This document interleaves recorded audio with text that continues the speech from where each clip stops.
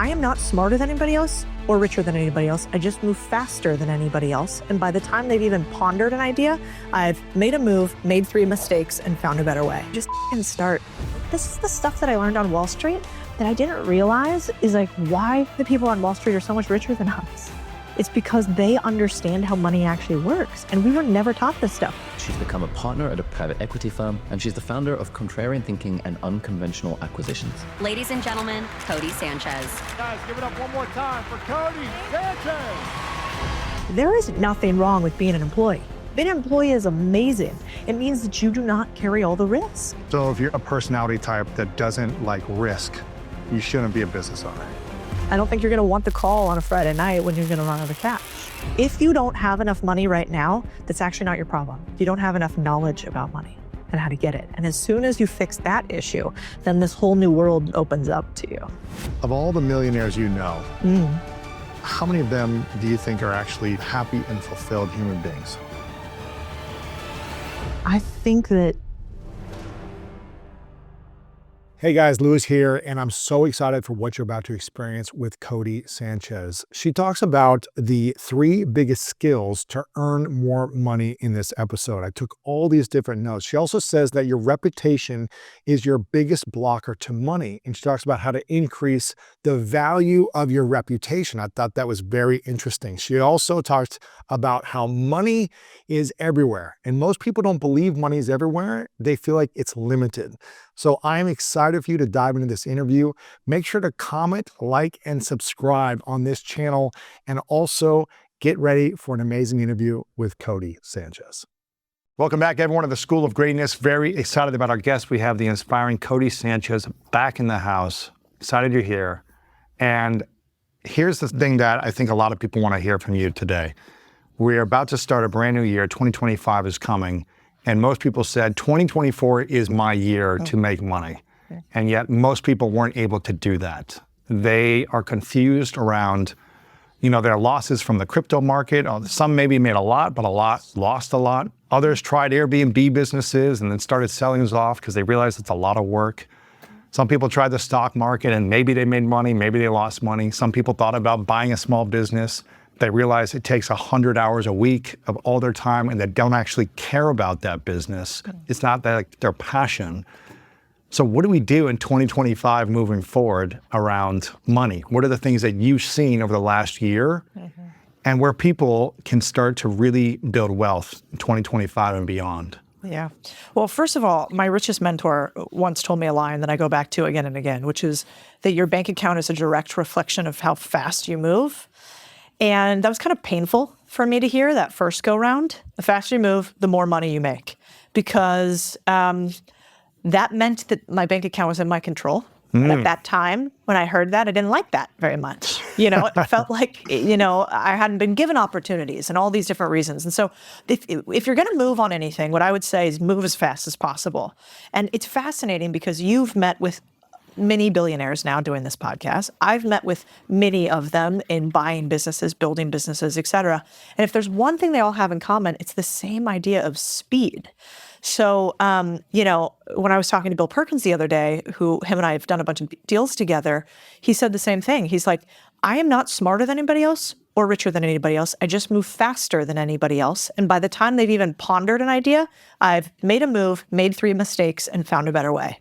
And so if I could give anybody broad money advice, it would be, you're waiting too long. And maybe be a little honest with yourself about, are you thinking a lot? Is there a lot of mental masturbation going on money? Or are you actually taking action and then doing like the scientific process? Trial, error, as quickly as possible with as little cash as possible so you can figure out what works for you. And then the only other thing I would add is, coming into this next year, you have 40 days left in the year, something like that. So January 1 can start on January 1 for you, or it can start today. It can start 30, 40 days earlier than everybody else. And because of that, you've already got a head run. I can't tell you how many people, in fact, I was just talking to another person this morning and they were saying, well, should I wait until 2025? Because business financials at the end of the year, they're wrapping up their financials. It's actually a really reasonable question. But the answer to waiting is almost always no. And so if you see people who are really successful, they just move faster than you could ever imagine. And I remind myself that a lot. And so I would start there. Whether you're going to start learning, whether you're going to start doing, whether you're going to start allocating, just start. Because you'll make some mistakes, but you'll learn a lot from it. If someone is just doesn't have that much money to invest, though, and they're thinking, I've already got college debt that I'm still trying to pay down. My expenses are already a lot. I don't really have that much to risk to try either investing in something or buying a small business. Like, what if I lose it all in the next 6 months? And then that trial and error turns out into a big error. Yeah. And I can't come back from that. Is owning a business for everyone? Yeah. Well, two things. One, you never lack money, which is a weird thing to think about. You never actually lacked money because all you really lack is the knowledge of how to get more money from other people.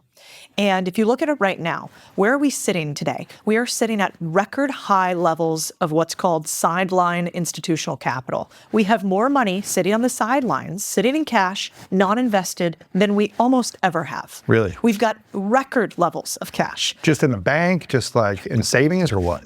Yeah, and everything that is considered either money market accounts or cash equivalents. So that would be like short-term debt, that might be actual cash accounts. And what's fascinating about that is that means that they actually suffer not from not enough money, but not enough deals. So if you're able to reframe your mind that way, then what are people actually looking for from you? They don't want your last $10,000 or $100,000. And I don't think you should give it to them. Like, protect the fact that you shouldn't go into bankruptcy and that you don't have to. What do they want instead? The really, really rich, they actually want to steal your time. They do. And instead, they want you to do the hard thing, and they pay you to do the hard thing. And so if I was, suffering from not enough capital, I don't have enough money as I was before and many times in my life, I would just be looking for, where is there somebody who has money that they need to allocate to do deals? Where is there somebody who's more well off than I am, but they don't want to spend their time working? I can get the money from them. I can do the hard labor work until the trade offsets, and then you become the person who trades somebody else's time for your money. Yes. And so I don't want anybody to go into bankruptcy doing this. Yes. I don't want you to spend your last dollar. I don't think it's necessary, and I wish somebody had told me that sooner. Nobody did. And so in the beginning, I lost lots of my own money trying all this. Trying to invest in things. Right. And then, a fascinating thing happened to me. I remember back in the day, I was an intern for a wealthy family that was friends of my parents. And I remember not realizing that people had that much money. Like, I didn't come from much. Right. I was like, they have a BMW. Like, that's crazy. They have a BMW and it was like an H2 Hummer. Remember those? Like, back in the day? I thought it was the coolest thing I've ever seen in my life. And I was basically her little intern. I was running around. I drove her cars. I got them washed. I picked up, the kids. I did whatever she needed for like $7 an hour or whatever it was. And anyway, I remember watching them work and I worked as hard as I can for as long as I could with her. And then I went into finance. I started to learn a few things. And then I remember I came home one Thanksgiving, actually, timely. And I was talking to my parents, and they had come over to my parents for like a glass of wine or something. And my parents don't come from much money. So investing was never something we understood. They have no debt. They don't understand how to use debt. This very immigrant mentality when it comes to money. And I remember saying, yeah, well, I'm working on this thing in finance and we have this deal. And the husband, whose name was Robert, was like, well, I'd like to invest in that. And I was like, well, I don't know. I don't want to take your money. What if I fail? What if it doesn't work out? He goes, well, that's the point. I wouldn't give you enough or it would really hurt me if you failed. So I was like, well, how does that work? You would give me the money? And he's like, yeah, I would give you the money. You would take a cut of it and you would invest it in that deal. And that was the first time when I started to understand, I'm doing him a favor by letting him into a deal that I have and he gives me money for it? What is this witchcraft? Right. Well, he has money. He's trying to figure out how to invest it. 100%. And he's going to put it in a bank or a money market fund until he feels like, oh, here's something I think could make me more than this safe investment. Yeah. I mean, if you look at returns, why do people want private deals? Well, because the highest return over any rolling 10-year period, if you were to look at it like a bar chart, the highest return is private assets, predominantly private equity, which just means businesses that aren't listed on the public exchange, small businesses. But those businesses are also hidden. They're hard to find. You can't just go E-Trade and buy, right? And so because of that, the wealthy are always looking for these, it's called an asymmetric risk, a way to invest $1 and potentially get 100 as opposed to invest $1 and get $1.10 with a money market account or putting your money in the bank. And so if you can flip your mindset to start asking yourself, instead of like, how can I work with only what I have? Instead saying, how do rich people think? And how can I use their money to achieve both my goal and theirs? And then we also don't have this class warfare between the rich and the rest of us, because we go, oh, that's like a conduit. They're like a conduit to more money for me. And so that is how I would look at it. If you don't have enough money right now, that's actually not your problem. You don't have enough knowledge about money and how to get it. And as soon as you fix that issue, then this whole new world opens up to you. Wow. What would you say is the biggest mistake you've made around money that actually hurt you the most, but became the best lesson for you? I invested in a deal with a friend, which is always a scary thing to do. I think the best friends you get from business, not the best friends are because of a business. Like, it's like you and I have a great friendship, right? And it's like, I don't really need anything from you. You don't really need anything from me. But I get to like learn from you because you're in business, and you get to learn from me, and we get to have like fun conversations about it. The second that I come to you and I'm like, Louis, the thing is, we're going to do this together. We're going to sell it to your audience. Here's what's going to happen next. Slight red flag. And so I would just go back, and if I could have done it again, we have a new rule, which is that I never get into business with somebody that I haven't done and watched do business for a year. So I have a 1 year moratorium. I wouldn't get married in less than a year, and I wouldn't do a business deal in less than a year. And I did that the first time, and we lost several $100,000, but more important, a friendship. You lost a friendship. Totally lost a friendship. It's hard to repair after this big money wounds that are hard to repair relationships from. It's very true. And a lot of times you think you like somebody, but then watch what happens when times get tough. You think you trust somebody, but watch what happens when your incentives and theirs are not aligned. And it's where you really get to see the kind of human that any of us are, is when stuff goes bad with money. It is like deep and it's survival in the modern day world. That's how it feels. Right? What would you say are 3 questions you should ask someone and get alignment on when starting a business partnership with a friend, family member, or a business colleague? I would say, 1, tell me about a time when everything really went wrong for you in business. What happened? What you're looking for there is, do they say, it was this guy's fault, this guy did this, that happened, blah, blah, blah? Or do they say, I really got him? I did X, Y, Z, and I got him, and I showed him, red flags. If instead they say, hey, we failed in this endeavor, but you know what? We recouped the assets, we made the employees whole, we learned this, we moved on to the next one, him and I are still friends, green flag. Second question I would ask is, what do you want out of this? What is like the perfect scenario that happens from this in the future? Play it forward for me, 3 to 5 years. What happens from today to 3 to 5 years with this deal? And what you're looking for is, do you guys have the same vision of the future? And there should be no wrong answers. How I would phrase this is like, I want to make sure that I get everything out of this for you that you want. Tell me what your future looks like so that we can align. And what you're looking for you is like, oh, he's saying that he just wants an extra $5,000 a month and to work passively, red flag, right? If what he's saying is, I want to build something lasting forever, and I'm going to work really hard at it, and here's what I think it's going to take, green flag. And probably the third question I would ask is simply, who else were you involved with before in your business dealings? And then I would go talk to them. Because the best people can tell you things, but what you're really looking for is show me, don't tell me. Yes. And you should ask yourself those same questions too, and make sure that you're the type of human somebody should want to partner with before we go judging others, Because it's going to be a lot of work in many years. Yeah. 100%. You're going to be spending all your time with this person, a lot of your time. Oh, yeah. And, we talk about this a lot, but the only thing you have at the end of the day that will be your blocker to money forever is your reputation. And lots of people think about that like credit. If I have bad credit, or if I have a resume where I've only been places a year and a half, or if I have a bunch of failed startups. And that is all true. But it's more than that. It's what happens when you lost money for somebody else. It's what do other people say about you behind your back. It's what happens the second that you got further past someone, they were no longer useful for you.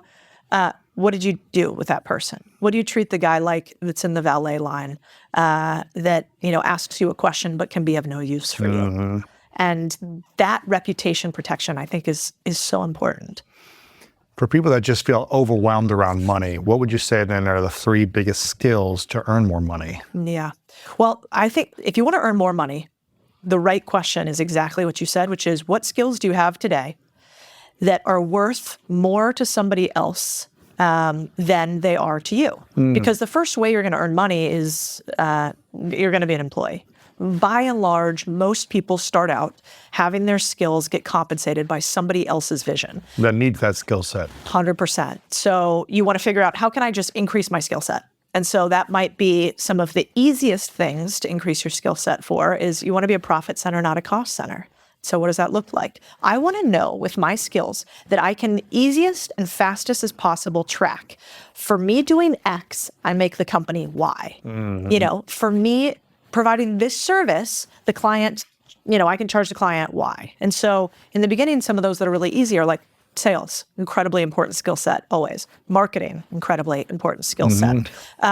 Finance, because you understand the language of money, incredibly important skill set. Leadership, getting more out of each of your people that you work for or that you work with, incredibly important skill set. I think those 4, if you can focus on those 4 skill sets up front, you'll be pretty powerful and dangerous. Sales, marketing, finance, and leadership. I think leadership is probably the most important thing. It's more of like a soft skill, I guess, right? It's like if you can learn to understand your own emotions and the emotions of others, and you can respond in challenging situations when company morale is down or whatever, and you can empower people to move forward on the problem at hand and create the solutions faster, that is a powerful skill set. Absolutely. I mean, world's strongest man can't lift a boat, right? But you get a group of people together, they can lift a boat. So what's more powerful, world's strongest individual contributor or the person who can get a crowd of humans to all move in the same direction? It's just physics, right? And so I think a lot of people don't understand what real leadership is, which is, can you get a bunch of people, a crowd of people to lift the boat together? It's always why I kind of giggled with David Goggins, because lots of people look to him for leadership advice, and he's a badass individual contributor. But if you read his books and if you talk to people who are in the teams, not a very good leader, actually. He's more of a one-man band. He's a one-man, world's strongest man. Yeah. Inspiring. And very inspiring. He built a lot of wealth for himself with that. But I would never employ that guy. You couldn't pay me enough money to employ David Goggins. He wouldn't want to work anywhere either, probably. He also he's turned down all my offers. But yeah, and the reason I wouldn't is because he wants to work individually, and he is relentless in his single-minded pursuit. What you need for a leader is somebody who actually wants a lot more collaboration. You're like, hey, I want you, and you to be incredibly successful, and if one day you become more successful than me, I win. And that's hard for an individual contributor to think. He's like, I want to win the race. You're not going to win. I'm going to win. Yes. And if you're a leader, you're like, great, you're better, faster, stronger than I am. Go sprint, because I still get to benefit from it. So I wish I had understood that earlier. But I think you have to be good individually before you can be a good leader, because you have to earn people's respect through your doing. What do you think is the biggest thing that holds people back from being a better leader for their life and the people in their life? I think you have to care about your people. It's literally, do you care about your people? And if you don't care about them, fake it. Because empathy is actually, it's contagious. So if you start asking questions, if I start asking questions about you, your background, your fiance, your pets, your cats, By the way. What? I'm building the catio right now. Oh my God. This week it's being built. I just Wait, talked can I about, tell you we what? had a conversation in the last episode about catios, and I started doing research. They're building it this morning. No, I swear to you, I'm going to send you a photo after this. Full circle catio delivery. Catio life, let's go. Wait, can I tell you? You got the trad life, and you're building the trad life. I'm building the catio life. Listen, I was just trying to talk my husband into a mini pony, and he was talking about the lack of utility in that. Right. It doesn't matter. Like a Schwarzenegger. He's got mini ponies in the backyard I'm running like, around. a rose isn't useful. I love a rose. They bring you joy. They bring me joy. For those that don't know what we're talking about, in the previous episode I did with Codie, we'll have it linked up. I don't know how we got into talking about catios. We're talking about what we're watching on our Instagram feed, and I said all my content is of like cats and catios because I want to find a way to get my cats outside. Hysterical. So funny story. One of my employees, Lindsay, her boyfriend is a catio maker for a living. Come on. I swear to fucking God, ask Tanner. Where, in Austin or In something? Austin, Wow, Texas. that's amazing. And yeah, and I remember Probably the making first. bank right now. Well, I don't know. I haven't asked him his financials. So like, can you please show that to me? But I might. But I was funny. I told Lindsay, I was like, that's the worst business model of all time. I'm like, it's like It's local. custom Yeah, it's every tough. time. It's local. You know, you can't replicate it. I'm like, it's we tough. got to get Catio Man into like toys or like something repeatable, you know? So if he's listening, you're welcome for That's the, great. for That's the free great. advice. He's like, can you please not? I don't know where I was going with that, but leadership, I'm curious. What is the biggest thing that blocks you from next level of abundance financially then? What leadership skill and what tactical skill? I was just talking, you know, I think you know what usually stops me? So once you get to like, let's say a business that does $10 million a year, 20, 30, 40, 50, if you want to go even bigger than that, what stops you is getting out of the way of your best people. You have to do two things simultaneously. You've got to attract the top talent in the world, sell them. My idea is that as a business owner, your idea is you are building a pedestal, and that pedestal is lifting up your team so that their dream is higher and bigger because of your pedestal, because of what you've put them on. And so I have to be able to sell them on this really big dream. And then simultaneously, I have to trust them enough and be clear enough in my vision that I can get out of their way. And so, you know, just last night I was sending a bunch of my leaders, where am I in your way? What is a roadblock that you have? What do you need that you do not? Where am I annoying you right now? Because your business can only go as fast as the boss goes. The boss isn't going fast, the business isn't going fast. And so it's actually the same with your bank account. It's this idea of speed. And so that is the biggest hurdle in most businesses that I've seen. It's, you know, money is funny. Money is a mirror. It's a self-reflection mirror of how highly skilled we are in today's economy, how high our self-belief is, and then simultaneously how much others believe we are skilled. So it's like, it is just this mirror on multiple sides. And if you want to attract a lot of money, you got to believe that you're capable of it. You have to get other people to believe that you're capable of it. And then you got to be able to deliver on it with your actual skill set. And so no trick mirrors, you know? No trick mirrors, no skinny tall mirrors, right? No circus mirrors. In your book, if people want to learn how to build extraordinary wealth, they can check out your book, Street Millionaire. You say that sport is about how much we practice, business is about who we hire. A lot of people have tried building businesses and they failed miserably hiring people that have taken a lot of their time and energy, the training, and then just not being the right fit, or they didn't stay long. And it just felt like a drain to them. How do we learn how to hire great people and really incentivize them to stay around long term so it's worth investing in them? Yeah. Your number one skill set, if you want to make a massive amount of money, is hiring. Period. End of story. It is attracting humans, and it's really hard. Why is it so hard? Because in your job, you can go and spend 10 hours, 20 hours a day working on graphic design, working on sales. You can get so many reps in. It's really hard to get a lot of hiring reps in because one, it costs money every time you hire somebody.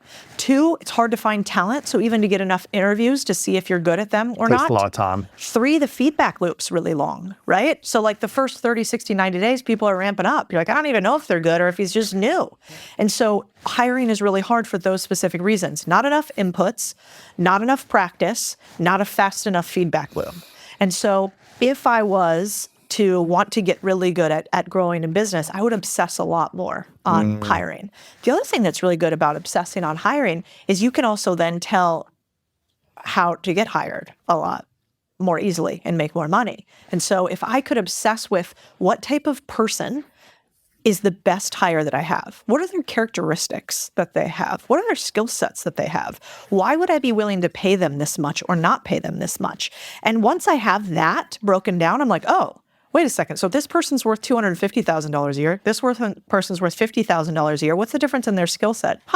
I want to be even more like this person. So if I didn't have the ability to hire, I would probably just war games what a skill set looks like between the two more often so I could get in the 250 bucket and out of the 50 bucket.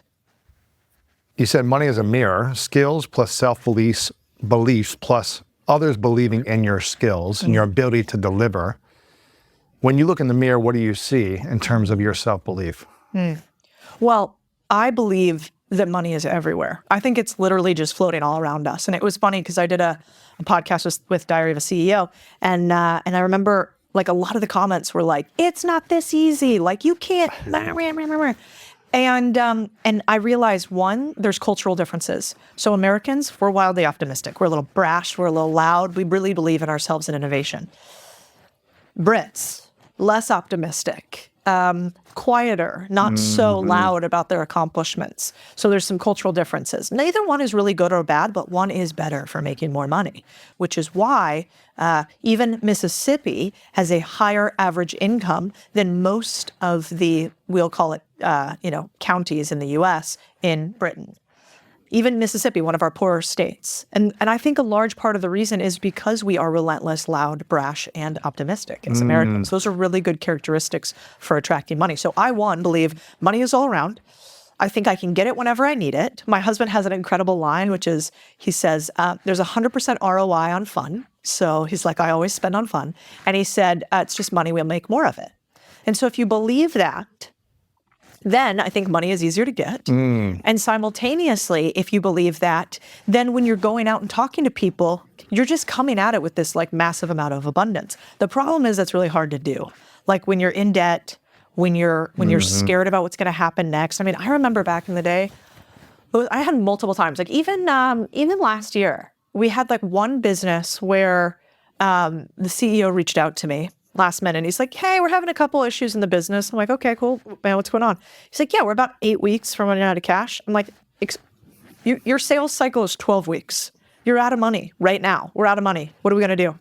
And in those moments where you're almost out of cash, where it's scary, it is not just that you're going to run out of money. It is an immediate failure feel. Like you are like, oh no, I'm failing at this. I am a failure. And so, I felt that so many times in business. And it's hard when you're in that moment of, what if we run out of money entirely? What if I can't pay my employees? What if I can't pay my mortgage? It's really hard to go, yeah, money's all around. Yeah. It's coming to me abundantly. It's flowing from the universe. Yeah, can I just manifest that? You're like, no, I can't. But simultaneously, I know it's not going to help me if I believe that I'll never get money in that moment. I'm probably not going to get out of it. And so in moments like that, what I typically do is I sit down and I write my out list, which is like, all right, I have no money. I'm struggling. This feels really painful. Let's acknowledge that for a second. Now, what are we going to do about it? When you want to have a 90 to 10 rule, which is I think the best winners in life typically talk about the problems 10%, focus on potential solutions 90%. And so then I would start writing my list. As opposed to 90% of the problems, 10%, maybe there's a solution. Right, which is what we're geared to do, right? We are geared as humans to look around for problems all the time because historically one problem could have eaten us, right? And so it wasn't like solutions all the time. It was just don't die. And so we have to work through that. But in my money case, I might sit down and write a list like I did when this one company was going sideways and say, okay, what are all the things I could do to get money right now? Speed, fast. And so it was like, well, could we increase our prices? So every dollar we make increases the amount we bring in. Could we go out and could we tell our vendors that they actually need to pay us sooner? So that's called changing your terms. Could we actually not pay people? Could we extend our terms in this business? There are all these levers that you can pull. The problem is nobody ever teaches us about money. And it's the same thing for us as individuals. So if you're struggling and you have no money right now, like, did you know you can go to your bank and say, I need an extension on my mortgage. I want to extend it out. Can I get on a payment plan for my bank? Do you know your bank will do that with you 9 times out of 10? Why? They don't want to take your house. That's an asset they have to manage, an asset they have to sell. Do you know it's the same thing often with rent? You can go and negotiate your rent payments. And so I think often if we can think about, all right, what are all the levers I could take to increase the amount of cash I have in front of me, give myself a little breathing room, and then I could think about really earning on the upside. Yeah. What is the personality type, do you think, that is for starting or buying a business versus a personality type that is not for owning a business? Yeah. Well, I don't think you can spell rich without risk. And so if you really want richness in your life, like if you want to be very, very rich, you are not going to get there if you take no risk, unfortunately. I've never seen it done that way. Maybe you guys could tell me if I'm wrong.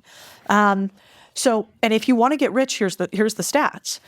One thing that's cool stat, 79% of all millionaires in the US are self-made. That number shocked me. Because if you heard in the news, you'd think, no, it's all handed down, you know? But 60% of all millionaires own a business. So you immediately know, well, I have a 60% higher likelihood of becoming a millionaire if I own a business. And if I want to make crazy levels of money, like 30 million plus, 88% of people who are worth 30 million plus own a business. So first you got to be honest with yourself. What do I really want? If I want to be a millionaire and if I want to be worth 10 million plus, hard to get there without having some version of ownership or equity.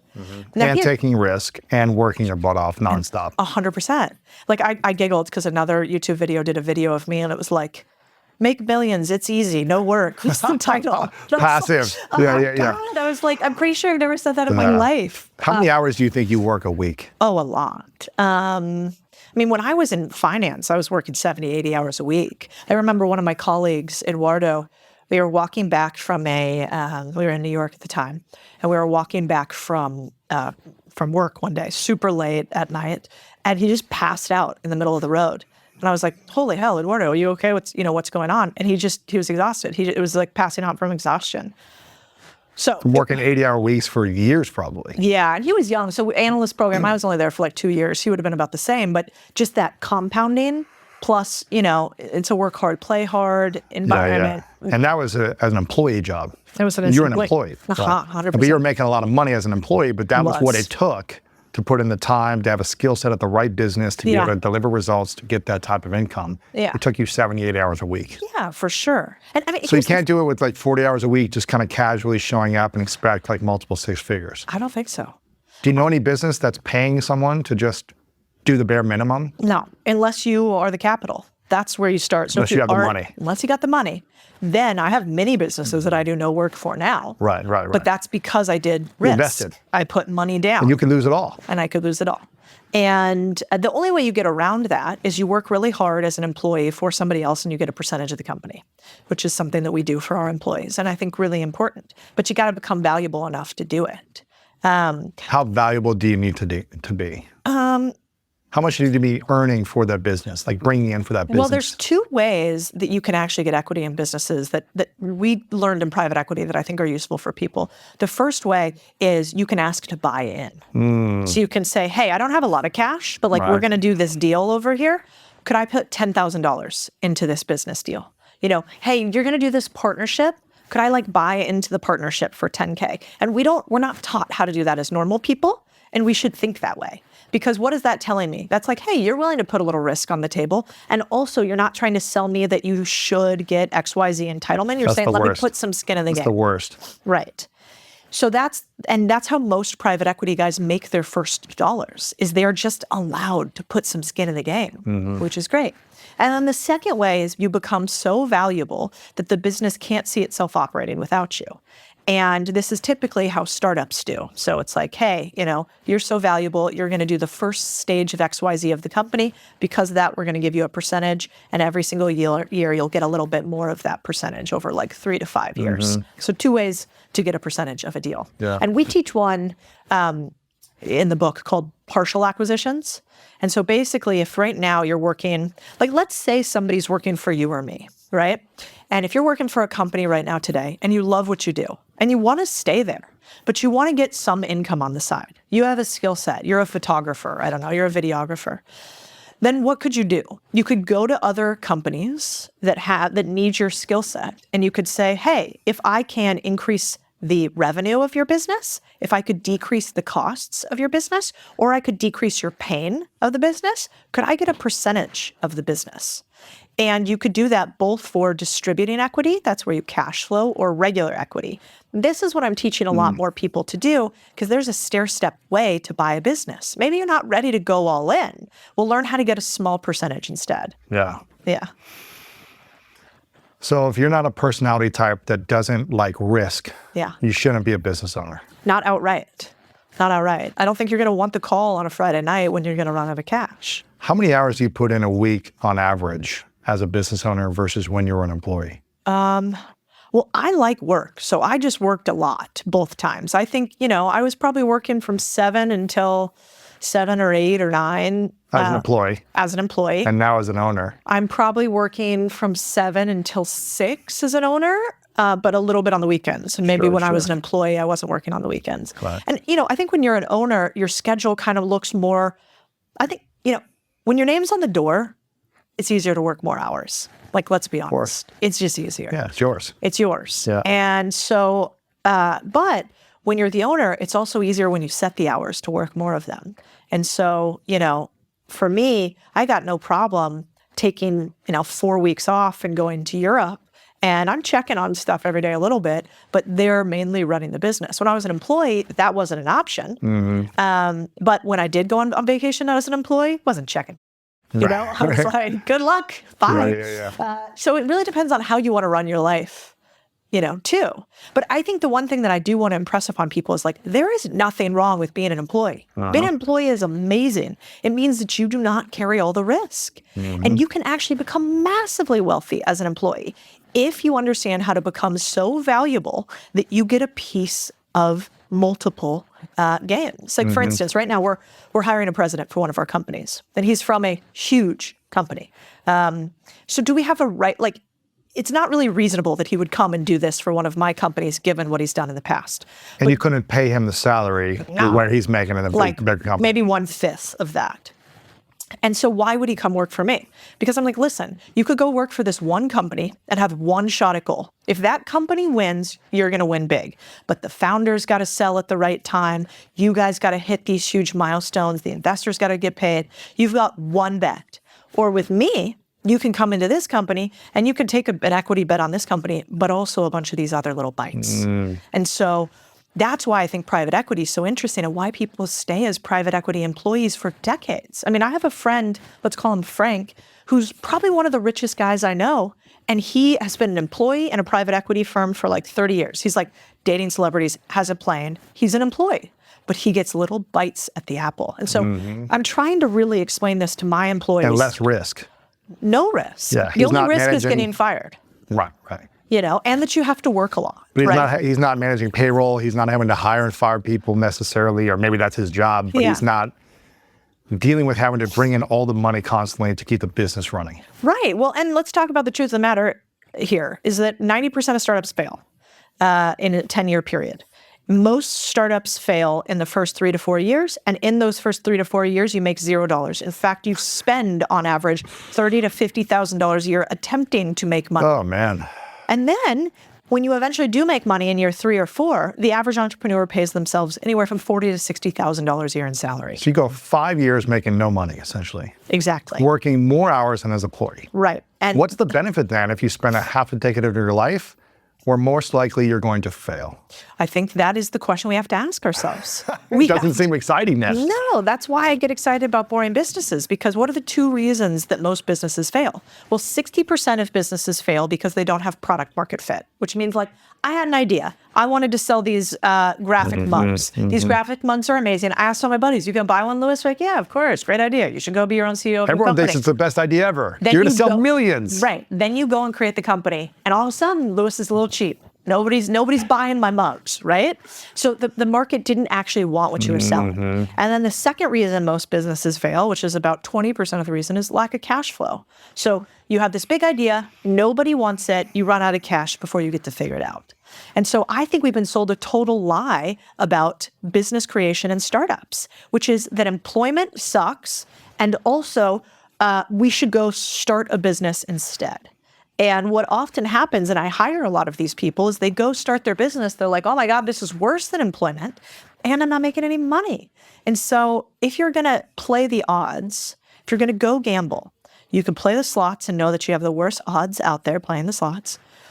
And if you're going to gamble, you at least are probably going to play blackjack if you're good at it, because that's where you have the best odds. Business is very similar. The best odds is somewhere where the business already has product market fit, and the business is already cash flowing. It's already making money. It's already profitable.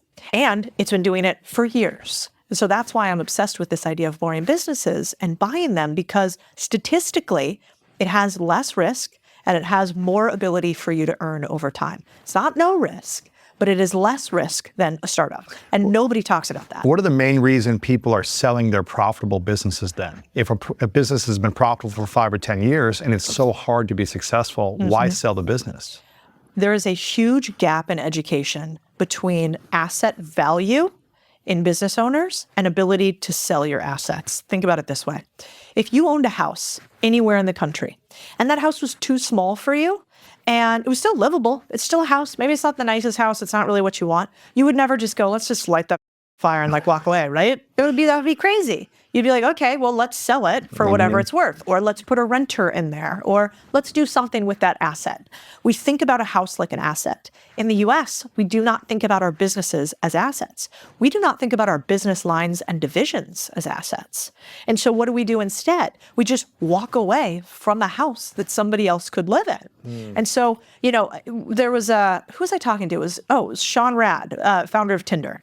So him and I were chatting the other day. Yeah, he's a buddy. Love him.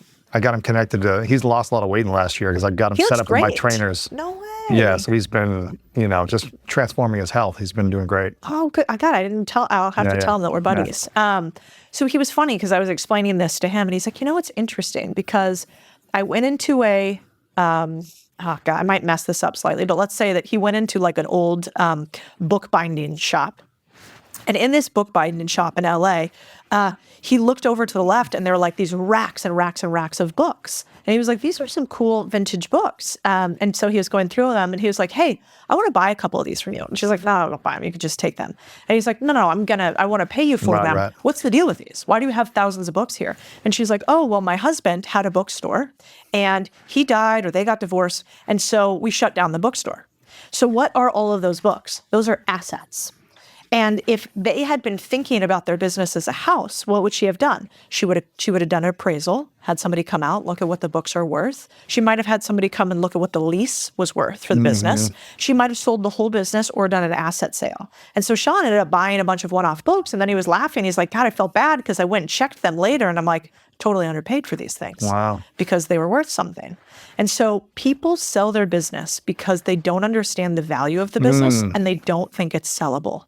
And like an example that I would probably give you is like, you've done it. Like you've had a business line before, right? Let's say your education business. And you're like, this isn't serving the current business right now. I'm going to shut it down.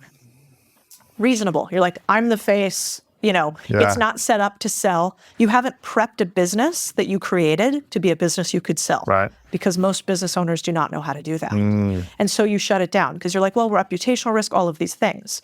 But let's say that you went through our program that we teach and we talk about like prepping a business for a sale like a cake. You would have done all these tasks, which meant that you would have removed yourself as key man and you would have had a business that somebody else could take over.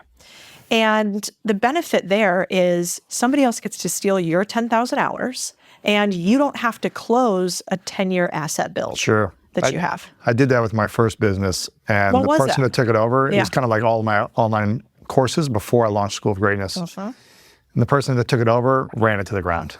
So did you sell it? Yeah, I sold it to him, but then it was also a sell over like 3 years. So he ran it to the ground after like 4 months. Did you get your cash out of it? First few months, and that was it. Okay, they so still owed me a lot. So that was a challenging thing, but it was a lesson, Yeah, but I think this is a perfect example. So I bet if third-party people looked at that, they'd be like, why would Lewis sell this business? He's making, I'm going to make up numbers, making $100,000 a year from the business. That's a great business. Right. Nobody would sell a $100,000 a year business. But why would you sell it? Because you had $1 million opportunity over here. And so you have opportunity costs. Yeah, exactly. So there's $900,000 that's waiting on Lewis to make a sale, right? Well, the big lesson was kind of what your biggest mistake was, it sounds like, was, it was a partnership that wasn't working out. Yeah. And we weren't seeing eye to eye for like many months, probably 6 to 9 months. And it was exhausting trying to be in partnership with someone where we just didn't have the same vision. Right. I'm not blaming him or myself. We just weren't aligned. And we didn't ask those questions early on. I didn't ask those questions. He didn't ask those questions. And so we had clarity over like, let's go make some money over the next year, but we weren't thinking years in the future. We were assuming the other person wanted the same things. Yeah. And that created a lot of stress. Yeah. Well, there's a whole chapter in there about partnerships and how to not them up.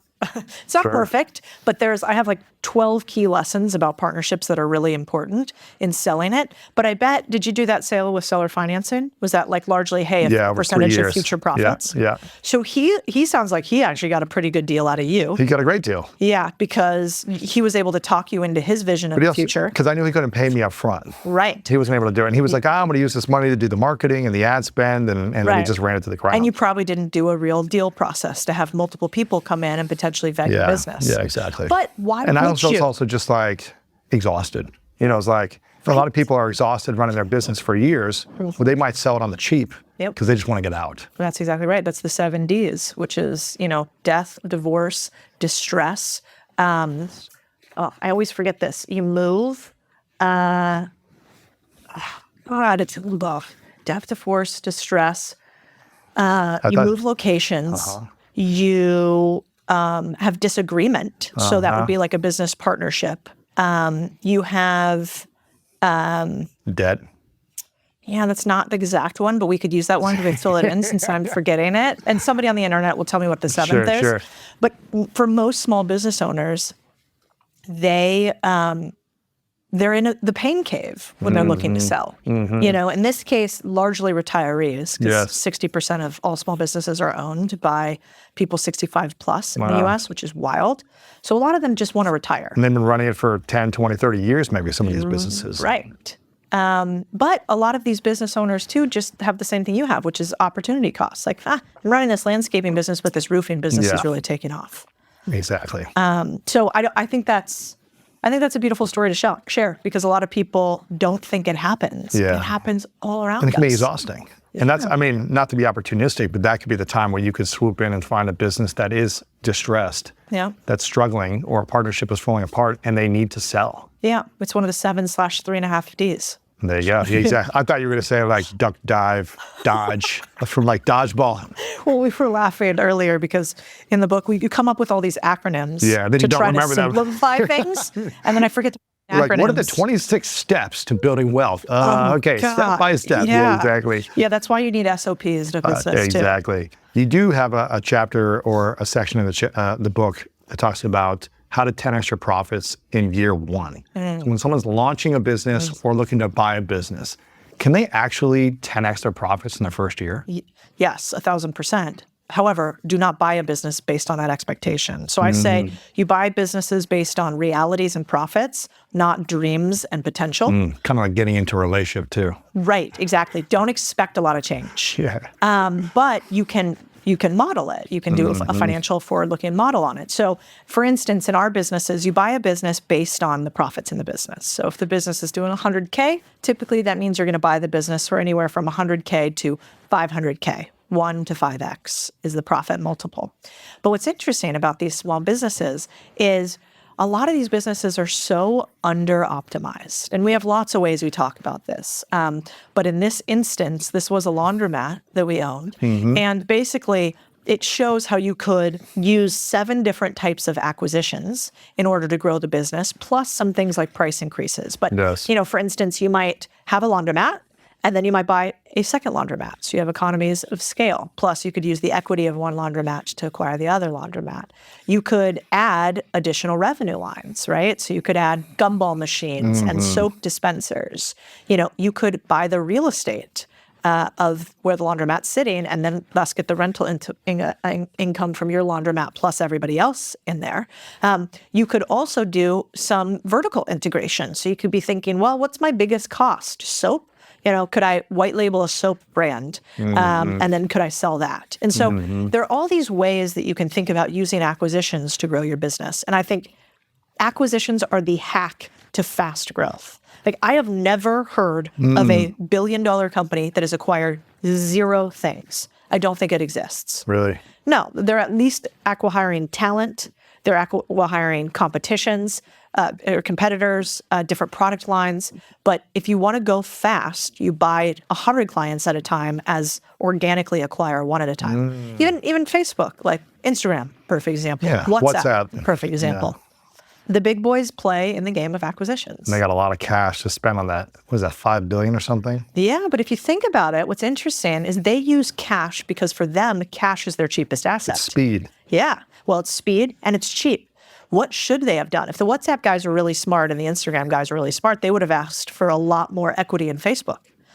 So once you see this, $5 bills, all right. It's like, I got five. it's like, okay, do I need more? I think that the Instagram guys said, and They sold it for $1 billion, right? yeah, But and they said they regretted that transaction. because how much was that worth now? Oh God, I mean, They would have taken more stock in 100x. Facebook, right?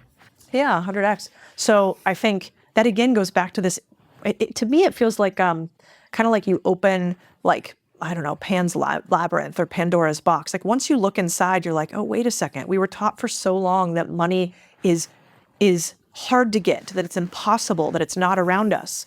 And once you start to play the game of ownership and deal making, you realize money is often the cheapest thing. And once that happens, then your world can really change. What about for people say, okay, but if I'm going to get an investor, I have to give up so much of this business that I want to do a deal in. And what if I only get 10, 20, 30%? Is it worth me buying in a business where someone else is just giving cash to own 60, 70, 80%, where I'm still doing all the work for 10, 20%? Yeah, well, I would say, why'd you give them 60, 70, 80%? Okay, whatever the number is, you know what I mean? Though it's Yeah, and then the more you need to raise, you have to dilute your equity even more. Yeah, you're right.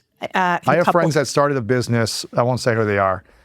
You probably know them. They're in your town. Now I'm curious. They're worth a few $100 million in their business, right? Okay. They've been around for about a decade. Okay. And they've had to raise money over and over and over again at scale for their business. Physical product, good business.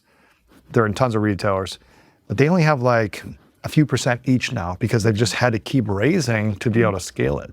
And they put all this time and energy in for a decade. Maybe they get a sale where they make a few million, I don't know, but maybe not. It's a great point. So here's the beautiful part about deal making. The smarter deal maker that you are, the less you give away over time. I mean, contrarian thinking is a perfect example. We own 100% of contrarian thinking. I haven't taken a single investor. But my first couple businesses I took some investors because I didn't actually realize how to value myself or my asset. It kind of goes back to that house example. We have to get more reps at understanding how to value things and create deal structures that benefit us. And so if I have a business that I know is going to need a lot of cash, isn't it wild that all we know how to do is go out and raise venture funds? Why do you think that is? Well, it's because that is the most lucrative. Equity is the most lucrative in a fast-growing startup you can get. So if you have a fast-growing startup, what should you do instead? You should take a little bit more debt risk, which is like tactical to understand. Because you're not giving them equity. You're not giving up equity. You're giving up a percent that is set as opposed to a forever percent of future upside. You should give up less and try to talk people into your sweat equity being worth more. You should think about structuring deals where you go, hey, I'm going to give you equity in the business, but I'm going to have the right to buy you out at X term at this time. You should potentially maybe be giving them some smaller percentage of equity, but distributions, so they don't take a huge chunk of it. So like this is the stuff that I learned on Wall Street that I didn't realize is like why the people on Wall Street are so much richer than us. It's because they understand how money actually works. And we were never taught this stuff. What were we taught? We were taught like budget, don't buy the Starbucks, negotiate your salary once a year so that you get a 5% increase instead of a 3% increase. We weren't taught about warrants and ratchets and options and, none of that. And yet, if we learned how to do that, your friends, we could be doing way smarter deals than straight up equity deals. And the thing that you negotiated in the beginning doesn't have to be the thing you end up with. I think as Americans, too, we have this funny thing. We have this guy, Kareem, who's an investment analyst on our team. And he's the best negotiator of all time. He's Egyptian. And so I always... Oh, man, when I went to Egypt, I was getting negotiated with everywhere I went. Yeah, and probably got taken for a ride. Culture. I did, too. It's like... We Americans were not that used to negotiating. And so the other thing that's cool is you have to remember, what do the rich never really want? They don't ever want to do work. Once they've given you cash for something, they're saying, I want you to deal with it. Bill Perkins says that to me all the time. He's like, can I give you more money? I'm like, no. You want more of my life? I know what you're trying to do here. No. And so even for those guys, you might push back and be like, we're unhappy with the percent that we have right now. We're working way too hard on this business. We're your future growth. We want you guys to take some money off the table, and we want you guys to give us some additional equity. we'll distribute up to this point. But as Americans, we're not really taught to get comfortable negotiating. It feels like a retrade. It feels bad. Maybe we feel cheap. But we shouldn't. We should just know that that is what Wall Street does all day. What's interesting, my fiance, Martha, she's really good at negotiating. She's Mexican, She's Mexican. Right? And she, anytime we're trying to buy anything or build anything within our house, she's always just negotiating. And I love that about her, because she's not just going to say, okay, they said it was this price and we're just going to pay it. She's always trying to find a way to say, okay, what can we do to make it less? How can we make it half this price? What would that look like? And just constantly enrolling people in bringing it down. And I think it's a beautiful skill set, because you're saving money in that process that you can invest in other places. That's a good woman right there. It's a great woman. You guys thinking about my got a good wealth, it's like yeah. go save me some money, Well, also, do you think women are an asset or a liability in a relationship for men? Well, they should be an asset. What makes women an asset for men versus a liability? Depends on what you want as a man. But, I think a good woman should be a partner in life to carry the burdens through just about everything. A burden might be that she is the negotiator and you are the earner. A good woman might be that she takes care of the family and offsets a couple $100,000 in potential third-party costs instead of, a cook, a housekeeper, a nanny, a surrogate. You got her. Or it might be somebody who also earns beside you, or maybe you do a mixture of both. But I do think that these days, the only thing that I do not like about the man versus female thing is listen, I'm happy to stay home. I'm happy to cook and clean and take care about just of everything. If you're working and I'm not, if we're both working and I am the one doing all of the cooking, all of the cleaning, and that's the expectation because I'm a woman and you're a man, opt out, unsubscribe, no thanks. And so I think that the idea of a traditional wife, cool, if she actually gets to be traditional. Hashtag trad wife. Yes, and it's back. We're back.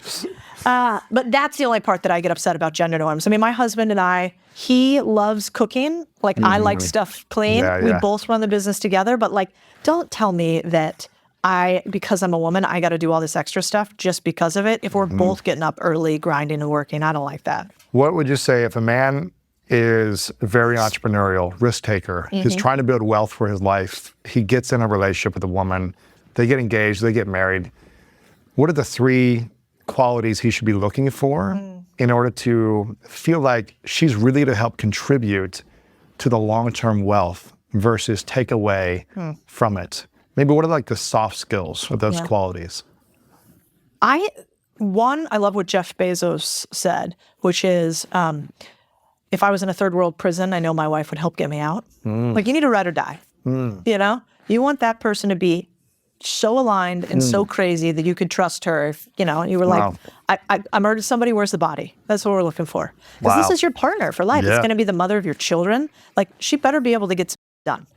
That would be one for me. Kind of like resourcefulness. 100%. Willing to do whatever it takes, figuring it out. Yeah, and super, super loyal. Not feeling helpless, I have no clue. No, I think that victim mentality of a woman. Real traditional women back in the day, they were some hard mother.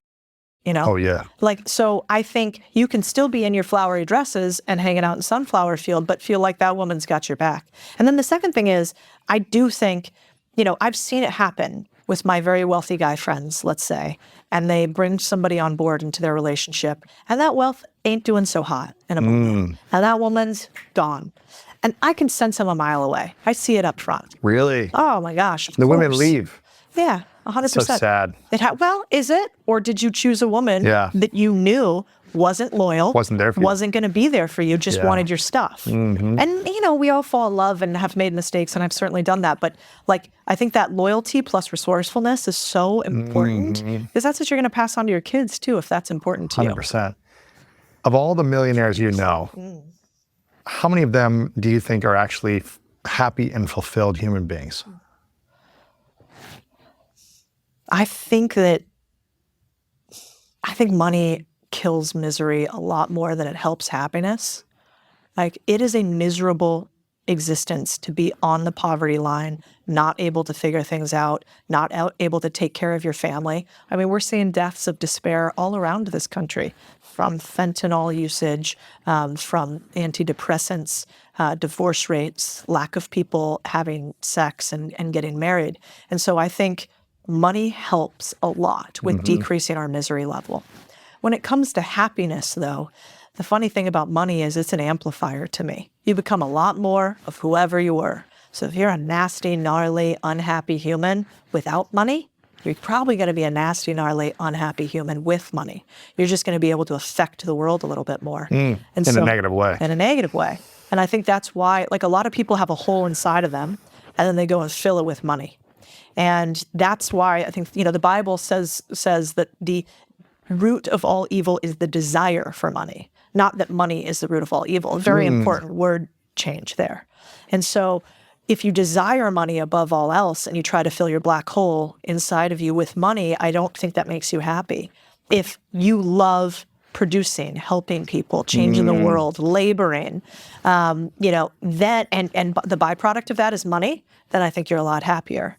But no, I've met very, very many a miserable millionaire, but it wasn't because of money. It was already there, and then money makes it worse. It amplifies it, though. Yeah. It can make it feel even a heavier weight. I think sometimes, so. right? Yeah, I mean, you've met these people too. How many people who are millionaires or billionaires that you know, or have interviewed or been around, that you think have a lot of fulfillment in their life? What's the percentage? Is it half? Is it 10%? Is it 90%? Or do you think a lot of them still struggle with finding peace, fulfillment, joy in their lives, even with all the money? I don't meet very many peaceful billionaires. I don't think I've ever met one. Billionaire, in order to get that level of wealth, you have to do things that no normal human would do. Like, is it worth it then? Is it worth being a billionaire? They might just never have been the peaceful type of human. That just might not be who they are. And thank God they exist in the world for a lot of things that are better for all the rest of us, actually. The innovation, everything, yeah. 100%. The job creation, the lift. I mean, the best thing that's ever happened to poverty levels in the world is capitalism, which is crazy people who are not peaceful at all, pushing to make the world a little bit better. But I have met a lot of really joyful billionaires. So they're not peaceful, but they got a lot of joy. Because, man, it's pretty fun being rich. Like, it's not so much the one-off things. It's just what you can do. You're like, I want to go build a school in Africa. Do it. I want to take my family and go on the best trip they've ever been on. I want to buy 37 Catios. And let's go, Catio for all. And mini you get a Catio and you get a Catio. That's your Oprah one day. I know. Everybody in the audience is going to be like, I don't want this, Louis. Catio life. But yeah, I think many billionaires are joyful, but not peaceful. How many billionaires are unhappy? I maybe met 30 or 40 billionaires, which is a lot because there's not that many of them in the world. And you know what a lot of them are? A lot of them are Asperger's, which is hysterical to me. I was talking to Joe Lonsdale about that, founder of Palantir. And I was like, I've met all these tech billionaires in Austin. And a lot of them there. Yeah. And man, some of you guys are really hard to talk to. And he's like, yeah, most of us are neurodivergent in some way. We're a little off. And so if you came at us with a normal, hey, how you doing? What's going on? They're like, no, thanks. I have no interest in that. And when you're that rich, you don't really have to play by other people's rules. So you just don't engage how you don't want to engage. I mean, think about all the things you can cut out of your life if you're a billionaire. You don't have to go to the DMV ever. You're never at the airport because you're flying private. I think the airport is a great equalizer for people. You're not taking the bus. You're not going to the grocery store. Everything comes to you when you're at that level. And so your ability to engage with humans, like normal everyday humans like me and you, I think really materially decreases because you're just living in another world. You're living in a bubble and you get to affect the outcome. It's like when who was it? It was Bill Gates. They're like, how much is this apple or this banana? And he's like, $20. They're like, Jesus. It's like he was so out of touch from reality because he has built his own world. That's one of the reasons why I'm not sure so much about living forever, because I think what would happen is some of us would become so wealthy that we would become completely disconnected from what everyday normal humans were. We'd be an alien on Earth. Yeah, I think so. Or it'd be like those science fiction shows where we're weird. Floating in the ether and everybody down below is something different. Are you afraid to die? No, I don't think about it much though. I'm afraid to die if I don't feel like I'm doing the things I want to do in life. That scares me. Why? Because I want to felt like it mattered to live here, which is interesting because theoretically it doesn't. And, I'm Christian. I believe in God. It doesn't matter to live here? I don't think so. I mean, we're all like grains of sand at some point over time. We can try to affect the outcome in some way. And I hope that I was able to impact people over time. That's kind of the whole point of being on the internet, I think. Otherwise, you could just get rich quietly. Like you and I, if we want to get really, really rich, probably the best way to do it is not be on the internet. It's what I was doing before. It's private equity. It's go buy a bunch of assets, grow those assets, get third-party capital, put it in there. I could become a billionaire. There's a set path. It's a high probability path. But Why not take that path? because I think that leads to maybe less joyful lives. More misery? I think that leads to more misery. I think that leads to poorer outcomes for communities, poorer outcomes for businesses. Like walking into a Starbucks, the soul's sucked out of it. It's the soul sucked out of the employees too. Walking into a corner coffee shop, I love, like a local one. And so I think it's soul sucking. So I don't just care about money. I want to have some impact on the world because it's fun. But there was a point where I was scared to die. And that was when I was doing something I didn't like. When I was an employee in finance at the time. I saw all of the people ahead of me with like Lambos and Ferraris and second and third wives and bottle service at clubs. This was kind of like old school finance days. You know, they would have like multiple washes and kind of like show off which watch and which bottle of wine was the most expensive. Steakhouses every night. And Yeah, and I remember one time we were flying in one of the execs' planes, and those things can get bumpy. And it wasn't so bumpy where I had like some existential, crisis, but it was bumpy enough where I thought about it and thought, God bless. If I die right now as like an exec at a finance company that just makes more money for myself and these fucking guys, like I'm gonna be pretty pissed. I'm gonna be mad at myself because I wanted life to be this like great adventure where it mattered and I did cool things and I learned and I loved and I adventured, and I was not doing that. And so that is when I was scared to die. How old are you now? 38. Have you had kind of a midlife Crisis yet? or like more of awakening of like, oh, it's technically, I mean, maybe it's not halfway complete, but it's close to halfway complete. It's like we're going to the third quarter. Yeah. And what have I done for the last 4 decades? I feel pretty good about the scoreboard thus far. So I feel, one of the best parts is like when you move fast continuously on life with a specific vision aligned to your ethics and moral compass, it feels like not as scary to die. Pain maybe feels scary, like being tortured to death sounds scary, but just it ending, I feel like I'm pretty proud of what we've put here thus far. Not done, but I'm proud. But when I wasn't living my own life, and I don't know if you've ever done that, I definitely had a period where I was not living my life.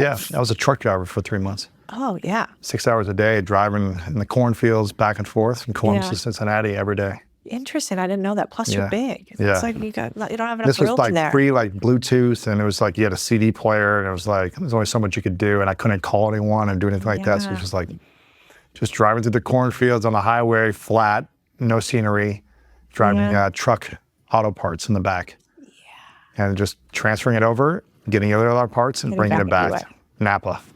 Yeah, for 6 hours a day. Yeah, that moment you probably felt like. But I needed money. It paid $250 a week though, because I needed time to train in the morning. This is like when I was trying to go play professional football. Yep. So I was trying out for teams. I would train in the morning and then train at night. So I needed a job where I could do both. And this was 6 hours from like the middle of the day. And so I was able to get up, work out, drive a truck for 6 hours, come back, work out, sleep, get up and do it again. But I only made $250 a week. But did you feel purpose because you were working towards your bigger goal, or it was I was just like, this is not the type of purpose that I want to be working towards. Interesting. It was like, how could I find a way to achieve my goal quicker? Yeah. How can I, network more or find another opportunity that pays me more? And then what happened? I was bouncing on the weekend also. So I was making like, I don't know, $50 to $100 a night, like getting tips, as security at a nightclub. Wow. And I don't drink alcohol. So it's kind of like, but whatever I could do, it was like Thursday, Friday, Saturday nights, just to try to have the time to be able to work on my dream. Yeah. So it was a challenge. But it was also like, I think having that experience and multiple experiences like that made me realize like, oh, I need to overcome all of my insecurities and fears that are keeping me here because I have limited skills, going back to the beginning of this conversation. I couldn't speak in public. Yeah. I didn't have the confidence to like put myself out there in certain ways. So I was like, I need to join a public speaking class. This is when I joined Toastmasters, which I was telling you about before. Wow. So I went to a public speaking class every single week for this year. Yep. So I was like, I need skills. I need skills. And my fears are holding me back from having the confidence to relate to powerful individuals. Yeah. I need mentors. How do I find them? I need to go to events. So I started going to events, and that's when I got on Agree with LinkedIn. that. I got on LinkedIn and I started reaching out to people, even though I had no skills, no college degree, no confidence. And I was trying to like do football stuff. And it was all about skill acquisition during that time. Yeah. And that skill acquisition gave me courage and confidence to then go meet with the right people to create opportunities. Yeah. That's what it was. Love that. Yeah, you know, I Because it was that pain of like, I don't want to be sitting in a truck for 6 hours a day. No. That pain made me realize, okay, I don't want this pain, so I'd rather be embarrassed and humiliated and experience that pain if it's going to give me the chance of making more money. I totally agree. Yeah, I always liked my blue collar jobs. Like I did like construction. I did work on a construction site. I wasn't the worker. I was like in the little air conditioning thing Logistics. doing Yeah. invoices and whatever. I always liked those jobs because there was so much movement. Like you could be out, you were talking to the person, you were in the car, you were going. When I felt trapped was in my corporate job. Like I remember at Vanguard, my very first job, which is where I think dreams go to die still to this day. Vanguard? Oh God, hopefully they're not a sponsor of this video, but I would have to clock in the morning with my little Timestamp. time. Yeah. And I would have to clock out every time I went to the bathroom and lunch. Oh man, so it's like school? And I was in the call center. So I was connected directly. This would have been in 2008. So it was crisis time. I was connected directly to the phone lines. The second that you got connected, people would start calling. You'd have to pick it up. And it was chaos. I mean, it was, oh my God, you've stolen all my money because, that was in their 401k. They didn't realize what happened. How could you do this? Crying, people in the background. And you do whatever you could have, and you'd hang up, and then the next one, and then the next one. And Man, that's a lot. and I was 21 at the time when I did that. And I remember the moment that I was like, and it was, fluorescent lights, those drop ceilings, right? Man, the padded wall uninspired. cubicles. Yeah. Oh God, it's still, that is where my hell is. It's making me uncomfortable just talking about it. And I remember one of my colleagues and friends at the time, she was having like mini panic attacks from it. It's a lot for a 21-year-old to take on. And then that feeling of being trapped in your chair, like you can't get up. And then I remember— You have to ask to go to the bathroom? Yeah, you had to clock in, clock out. And I remember she came to me one day and she was like, I feel better today. I'm like, great, like what's going on? What'd you learn? And she had started on antidepressants. Oh my gosh. And she started gaining weight from that time and it was just like the downward spiral. And so that was the one time where I was like, I'm not doing this. Like, I will not live this way.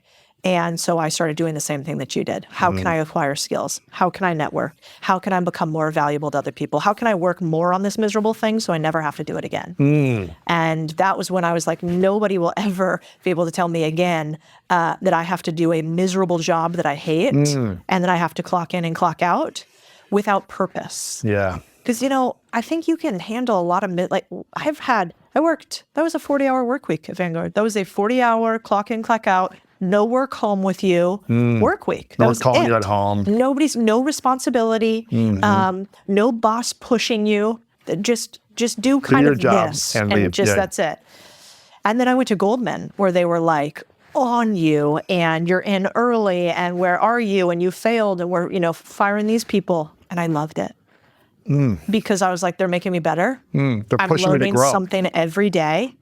And by the time I'm done with this, I will be so good that my skill set will be so high that nobody will be able to tell me that I have to do something I don't agree with anymore. Right. And so And you were there for what, 2 years, 3 years? I was there for like 2 years. You developed a lot of skills in that time. You had to invest a lot of your energy and time to deal with that stress, right? It was like, how do I manage this? But then you were able to go do your thing. Yeah, and I think, I wish I could get more people to see that. Like I tell my team a lot, like, you know what you really want? You want a really hard boss. You want a boss that pushes you nonstop. Too nice. You are? I'm too. Will, actually, I could see that for you. You got to be hard on them because, let me tell you why. That's how they get better. Yeah. I mean, you know this. You're an athlete. Well, hold on. I have expectations, but Who are your I'm best not like coaches? a jerk. I'm not like, screw you guys, I'm not like. Nah, but that doesn't help. Yeah. I don't think yelling is a sign of weakness in a leader. I think so. Yeah. Except maybe in sports. Like I think in sports. Even that, it's like, it? you can yell, but it's got to be if you're just yelling to create fear all the time, then it's like, if that's your only tool, you need to develop some other empathy or skill to actually like connect and see what each person needs to thrive. Otherwise, you're using one thing for everyone. Yeah, you're a scalpel. Yeah, exactly. And lots of things. And it might work sometimes, but it may not work all the time. Yeah. And it takes, and again, the number one skill to learn for anyone, whether you're an employee or an owner, is leadership. Yeah. I think. I think so too. Because when you have the ability to connect with people and see what they need in this moment and be of service to that individual for the betterment of your goals together, you both win. Yeah. You know what's fascinating though? How about when you were younger? Like, I did not understand why leadership mattered. And No, I didn't either. Didn't make sense. No, and I kind of dismissed it. Yeah, you hear about it in like high school, you're like, leadership, what? Who cares? Yeah, who cares? I'm best at my job. I'm doing this. It's about me. And I think as I've gotten older, guys, it's like, back in my day, both, walk both ways in the snow uphill. But as I've gotten older, I've realized, man, like your ability to talk other people in to coming on board to your vision is so powerful. Huge. I mean, think about it. Who's the most powerful man in the world right now? President of the United States, arguably. What is his one skill set? Aligning a bunch of people behind him. Yeah. That's it. Getting votes. Yeah, that's it. It's getting a bunch of people to buy do a into your thing. vision, yeah. And for them to think that their life will be better with you in charge, not them. It's selling a story. Yeah. That's really what it is. Yeah, so it's some mixture of, right? It's like sales, because you got to sell the story. It's leadership, and then it's like capability. You need people to think that you're credible, right? 100%. Based on results or based on your experience or whatever it might be. Yeah. Or that you're going to do a better job than what someone else is doing, right? Yeah, the other thing is people are hard to fool over time, I think. Yeah. So like that's one of the best things for hiring and partners too, is just longevity. Yes. Because you see a lot of you get to see a lot of shots on goal. 100%. How do they react when it goes bad, when it goes good? And when they show you, believe them. 100%. I want people to get your book, Street Millionaire by Codie Sanchez, How to Make Extraordinary Wealth by Ordinary Businesses. A lot of amazing strategies and stories and lessons in here that will give you a different mindset. And I think we're talking about these skills. Leadership is the key. In order to be a great leader, you need to change the way you think about things and approach things. So if you guys want to develop more of a millionaire mindset, make sure you get a copy of the book, get it for a friend. You go to CodieSanchez.com. /book, or just it's right there on the homepage? Right there on the homepage. Go to Amazon, buy a copy for a friend as well if you know someone struggling, looking to grow. A lot of great strategies in this. Make sure to check it out. I have one final question for you, but before we dive into that question, we'll have it linked up our previous interview as well. I think it's done over 500,000 views on YouTube so far. If you want more from Codie, check that out. Follow her on social media as well. Amazing content on her YouTube, her podcast, and all over social media. Here's a question that I thought would be perfect for you. I was actually getting a coffee last week, and I went in this coffee shop. There was a couple people sitting there, but no one was in line. It was like at 3 o'clock, right? So after the rush of the afternoon. And for whatever reason, I like to talk to a lot of people when I meet them. I like to say hi to people at stores. I'm from the Midwest, so I'm just kind of like welcoming most of the time. Not every day, but most of the time I'm just like, hey, what are you grateful for? I just kind of have these questions. And I could tell this woman who was behind the desk making coffee was not having a good day. The energy was low. She's probably in her mid-20s, maybe late 20s, I'm not sure.